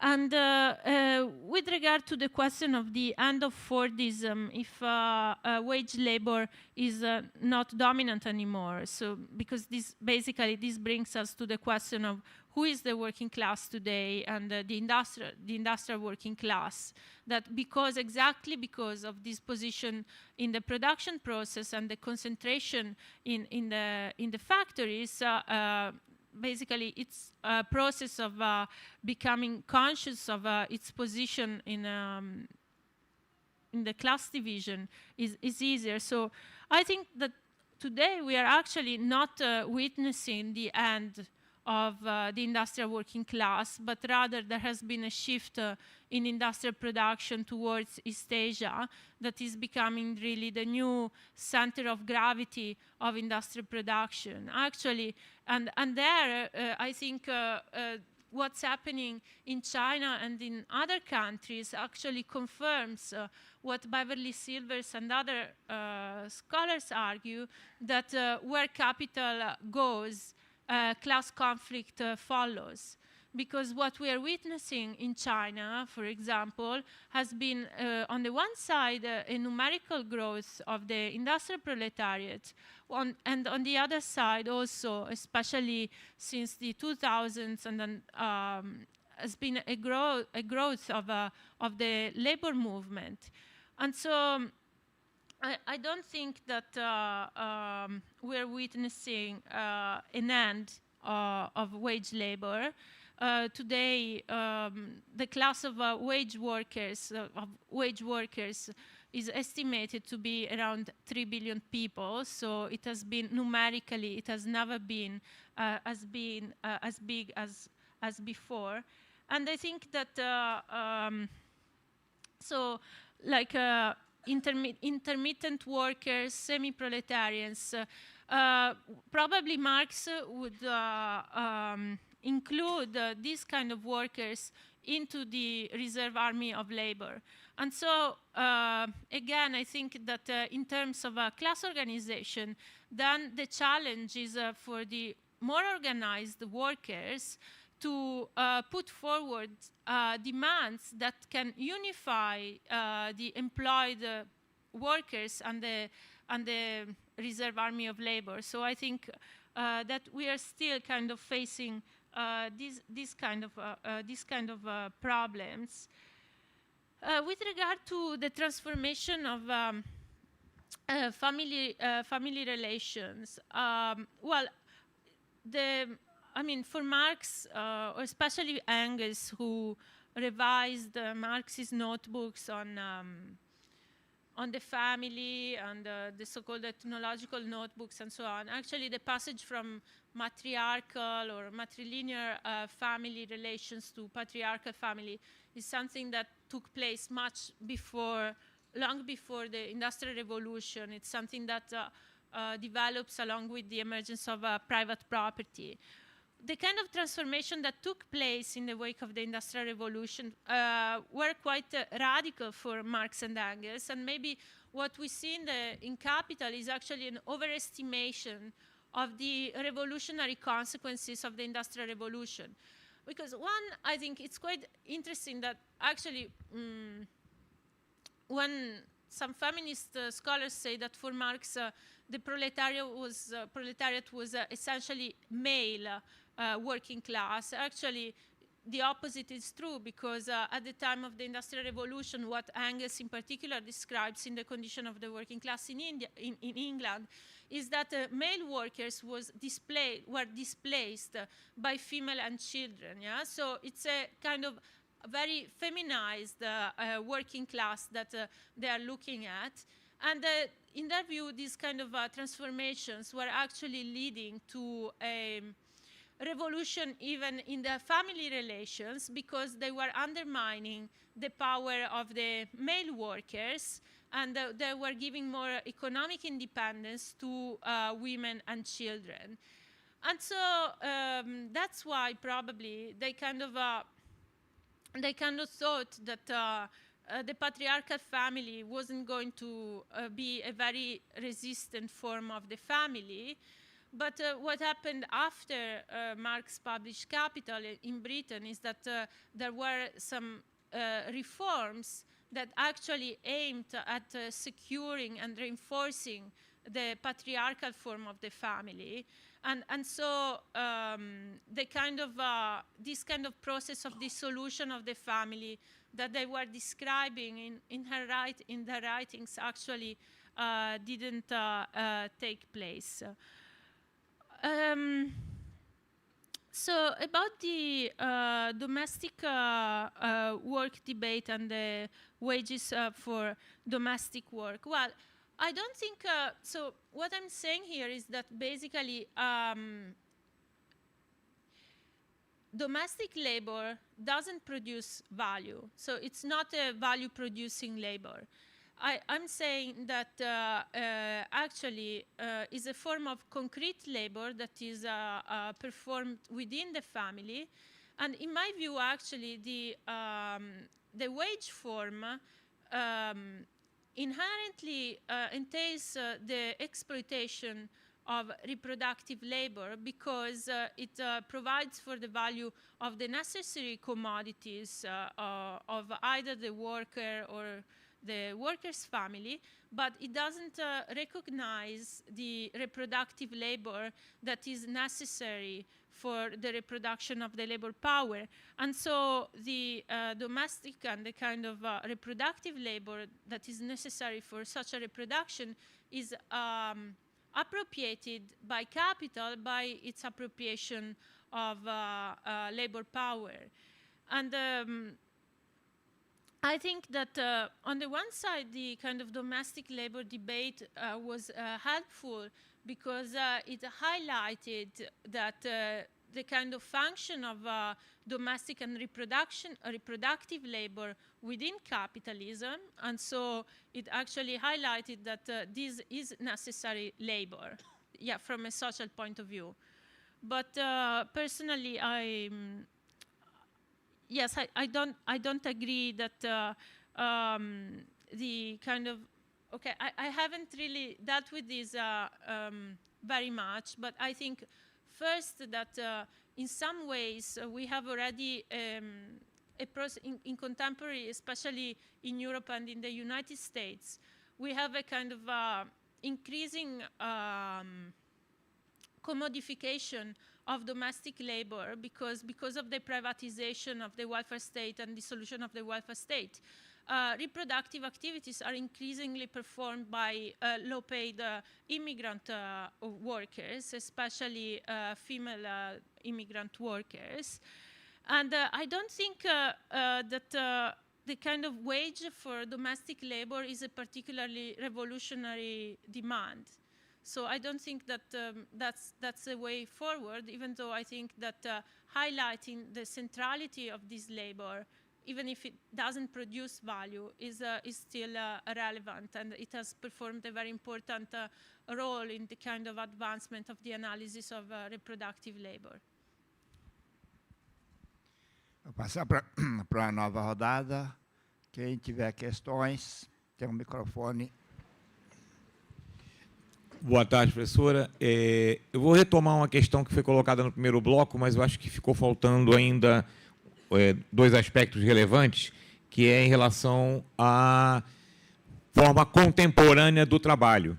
E aí as duas questões que eu queria levantar para aprofundar o debate é como que hoje a professora entende a questão do teletrabalho, porque o teletrabalho, ele, na verdade, rompe com a concentração espacial dos trabalhadores, porque cada trabalhador está trabalhando na sua casa e no seu próprio ritmo. Ele tem um determinado nível, quantidade de tarefas para cumprir e para entregar, mas não é submetido necessariamente, na maior parte das vezes, não é submetido a um controle rígido de jornada, e sim um controle de produção. Então, isso é importante a gente refletir até que ponto isso não é uma jogada do capitalismo, no sentido de enfraquecer ainda mais a conexão entre os trabalhadores e o sentimento de pertencimento de classe, quando ele se na verdade, acaba se sentindo quase como um trabalhador individual.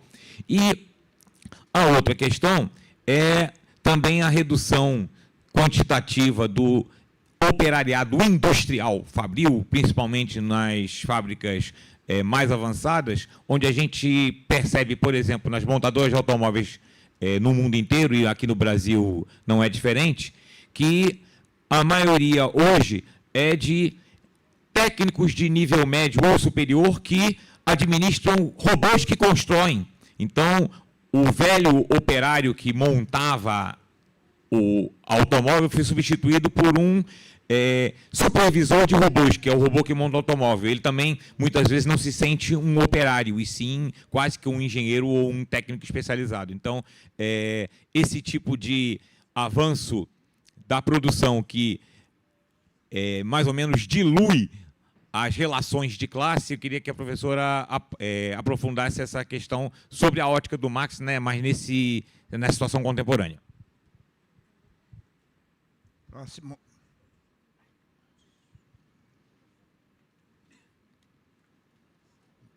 Mais alguém? Acho que não.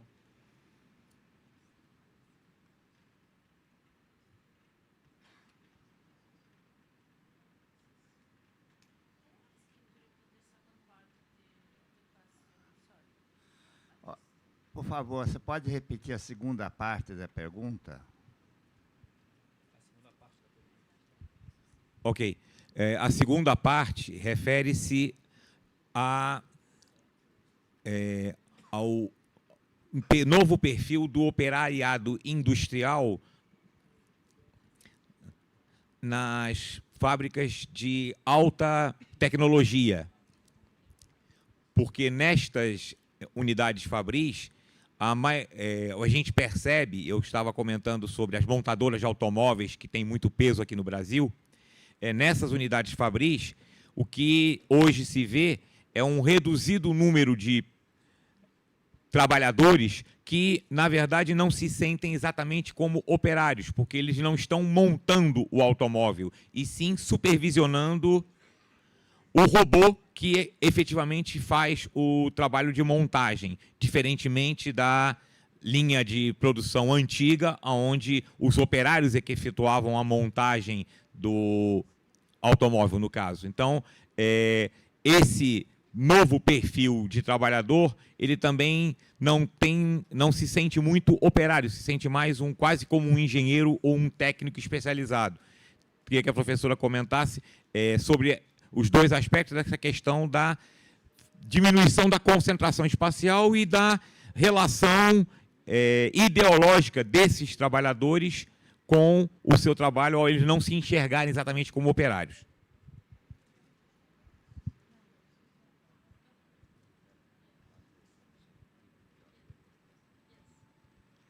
Mais questão? Alguém mais?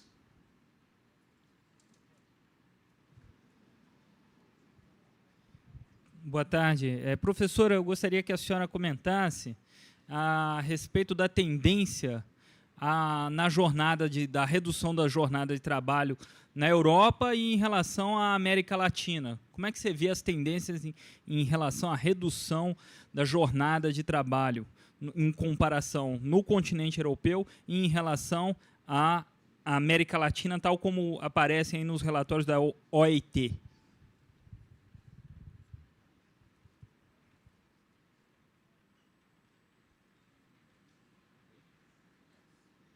Mais?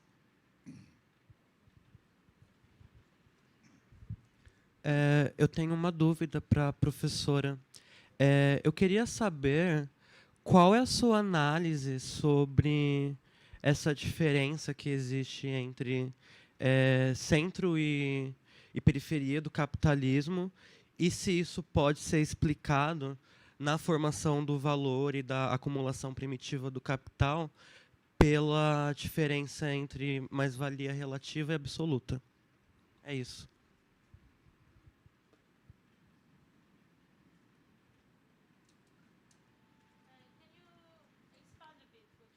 Explicar melhor a questão. Então, a minha dúvida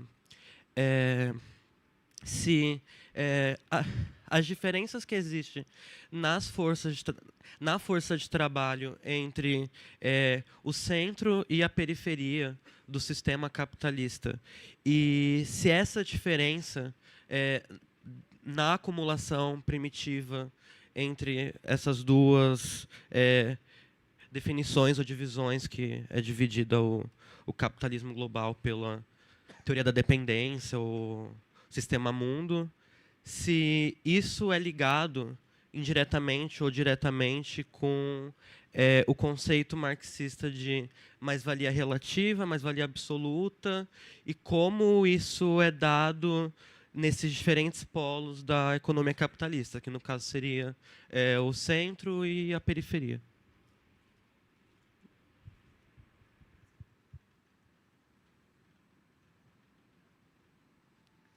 Mais?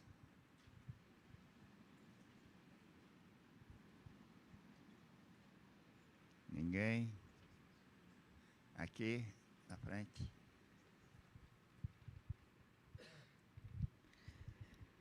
Boa tarde, sou Valdena Apolinário, da UFRN. Gostaria de cumprimentar a professora. Professora, gostaria que, se possível, avaliasse o que estaria permitindo as transformações nas relações de trabalho no campo. Qual seria a experiência europeia? Quando a gente analisa as transformações nas relações de trabalho no campo, no Brasil, a gente vê que ocorrem certos avanços em função da mobilização dos trabalhadores, dos sindicatos, federação de trabalhadores, em função também da infraestrutura existente no Brasil, ou seja, de fiscalização das relações de trabalho, de monitoramento, né, do comportamento das empresas, das fazendas exportadoras, e, ao mesmo tempo, das certificações internacionais a que algumas companhias são submetidas para poder exportarem. Eu gostaria de saber qual a experiência na Europa, né, se haveria uma hierarquia, né, de pressão do conjunto dos trabalhadores para a melhoria das relações de trabalho, né?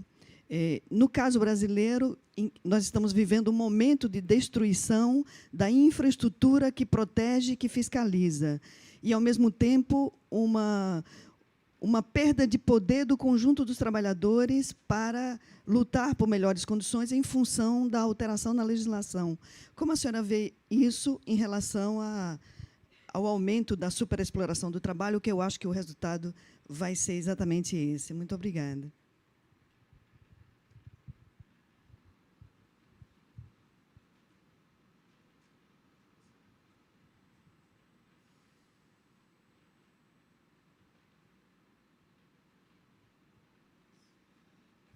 Vamos passar agora para a Lucia, e para ela responder essas 4 questões. Lucia. Okay, thank you very much for this question. Well, I apologize because I had some problems with the translation. I just didn't. I just followed the first part of the question in Portuguese, so I don't think I understood everything.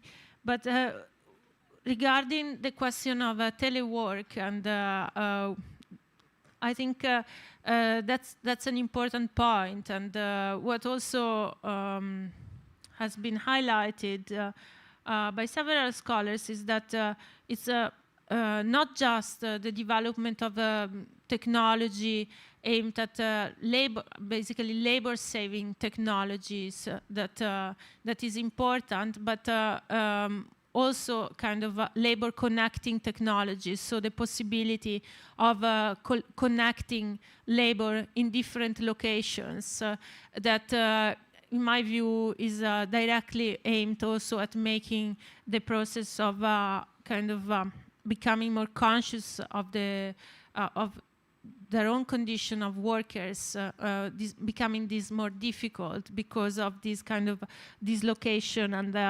isolation of production. regarding the question of car plants and the fact that workers feel like engineer and just supervise robots, well, to be honest, I don't think this really reflects, at least my studies of car production. I have dealt in particular with Fiat Chrysler automobile and the world-class manufacturing system, which is a development of the Toyota production system. And what emerges from the studies of actually the actual labor process in the car factories is that there has been an attempt to intensify the labor process by increasing the functions performed in each minute of work, and to reduce breaks and the possibilities, for example, of going to the loo or of basically stopping to work because of this massive intensification of labor that is actually perceived to be extremely exploitative by the labor force in these factories in Italy, but also this is not just a condition that I've studied in the Italian factories, because it's a method, basically a development of the Toyota production system that is applied in all the factories in the Fiat Chrysler group. And so I think that also, so I don't know actually if the situation is different in Brazil, but I would think that in industrial production we are actually looking at the process of intensification of labor exploitation that has led to also forms of resistance on the part of the workers.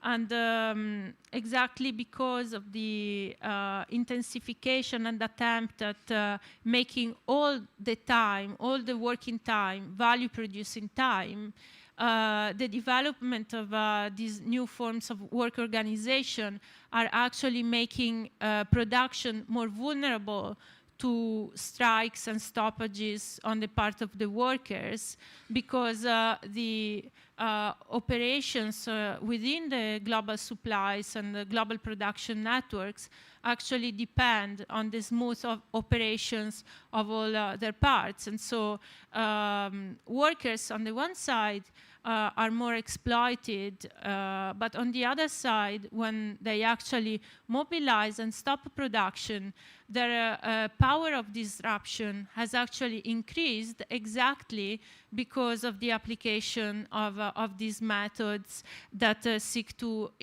intensify production. And this is just one example of the kind of contradiction that I was presenting earlier on between, on the one side, these mechanisms of exploitation, but on the other side, the new sources of structural power that they generate.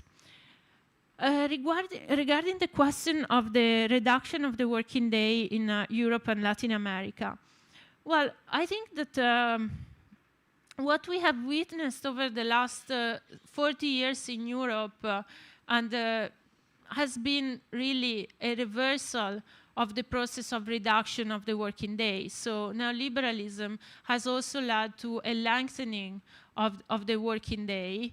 And especially after the outbreak of the global economic crisis, one fundamental element of austerity policies in Europe, which I think has been a bit underestimated in discussions about austerity, has been the lengthening of the working day. And so this has happened formally through new legislations that have increased the working day. And I think that the working week and also the working age by postponing the retirement age. And one of the phenomena that is most widespread now is basically weekend work, Saturday work, Sunday work, and so the fact that so workers are really expected to work all the time.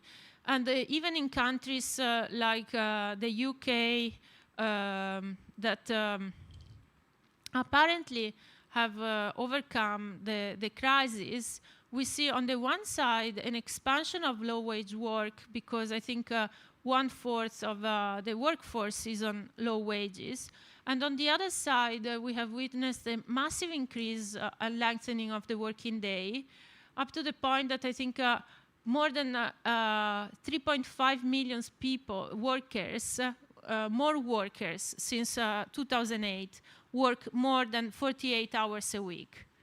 So, and this has happened without a formal intervention by the European Union or national governments aimed at increasing the working day, while in other countries like Greece or Portugal and so on, there have been legislative measures that have actually imposed a lengthening of the working day and the working week. And I think, I mean, I'm not an expert about Latin America, but I think that these are similar processes to what is happening also in Brazil, where actually the working day has been lengthened through labor legislation. And so I think what we're witnessing is rather kind of a reversal of the process of shortening of the working day that was one of the main achievements of the organized labor movement, and in Europe after 1968, when actually the demand of the first international for an 8-hour day and the 40-hour week was actually achieved. So what we are witnessing today is a 68-hour or more week, yeah? And there have been attempts in Europe to basically eliminate the working time directive that kind of imposes a limit to the working week, precarizing completely the organization and the regulation of working time. So yes, I think that the categories of relative and absolute surplus value are important when we try to understand the relationship between center and periphery. And this is what I was arguing earlier on, so that because of these international value transfers and the kind of limited possibility of technological development in the periphery, Marx believes that capitalists in less developed countries have recourse to methods of absolute surplus value extraction, like, for example, the lengthening of the working day or depression of wages even to below the value of the labor power, and or the intensification of the working day.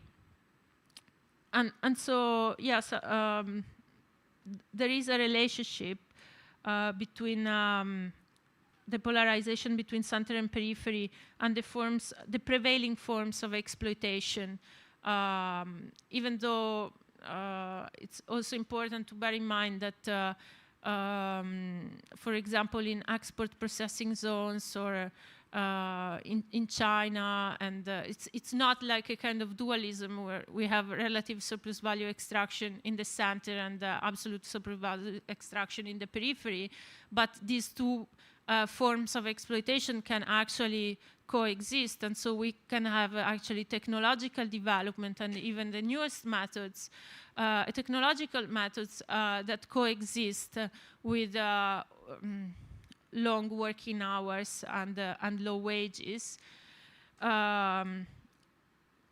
Yes, so it's a kind of a complex complex situation. with regard to the countryside in Europe and the kind of labor relations in the countryside, well, I think that here, so what we are witnessing is really the expansion of forms of semi-slave and forced labor in the countryside that is also linked to mass immigration because of these immigration restrictions that basically link the permit of staying in a country to the employment contract. Immigration restrictions actually give a huge amount of power to the employers and control over their labor force. And so, especially in the countryside, we have. I'm talking now, in particular. I have done some studies about southern Italy, but it's a situation that is expanding also in the north of the country. We have workers in conditions of really semi-slavery because of these immigration regulations that work for an entire day for like €5 a day, and very often lives in kind of, how do you say, in slums, yeah. Really close to the fields where they go, and the same workers then work during the seasons and then move throughout the country, also in the industries and in other sectors when they cannot work in the fields. And yes, so I think that immigration restrictions have played a very important role in the kind of loss of power of the working class, and also the control that they can exercise on on labor conditions. At the same time, these workers have also started to mobilize and kind of resist these super exploitative conditions. I just want to mention that, for example, just I think some days ago, a trade unionist of Italian origin has been assassinated by mafia and capitalist bosses in southern Italy, also in the climate of racism that has followed the elections. Yeah? And this shows, on the one side, the high levels of violence that prevail, but on the other side, that there is a mobilization, and this mobilization has forced also the main unions that in some ways have also accepted or been silent in the face of this kind of degradation of working relations, so have forced them to implement some forms of supervision and control of labor relations in the countryside. But yes, so what I wanted to say is that these kind of problems and forms of forced labor that seem to be something more characteristic of agriculture in the south, and also the role of mafia organizations, like as a kind of, intermediaries between the workers and the companies. So these forms of caporalato, we call them, actually have expanded at the national level. And of course, they benefit from the kind of broader deregulation of employment relations that followed the crisis and the imposition of austerity policies and the broader attacks on labor conditions. A gente está no final do tempo e eu queria... Do you want to talk the final words? No? It's okay. Okay. Então, eu queria agradecer muito a Lucia Pradella. Uma salva de palmas para ela.